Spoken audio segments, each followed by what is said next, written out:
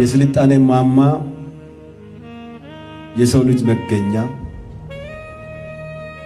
ኢትዮጵያን እንደ ሌሎች የአፍሪካ ሀገራት በቅኝ ገዝተናት የራሳችን እናደርጋለን ብሎ ዘመናዊ መሳሪያዎቻቸውን ታጥቀው መጥተው በምኞት ያስቀረ የኃያል ሕዝብ መገኛ በርካታ የአፍሪካ ሀገራት ከቅኝ ገዥነት ነፃ የወጡበትን ቀን ሲያከብሩ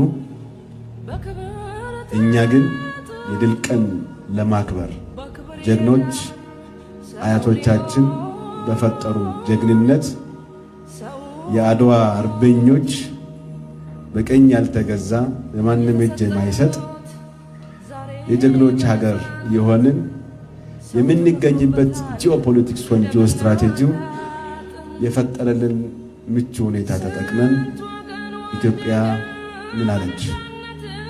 ምን አቋም ያዘች? ምን ወሰነች? ተብለን ከምንታይበት ከምንገመገምበት ጊዜ ላይ የምንገኝ ዳግመኛ አድዋ አርበኞች ለመሆን በብቃት የምንዘጋጅበት ወቅት ላይ እንገኛለን።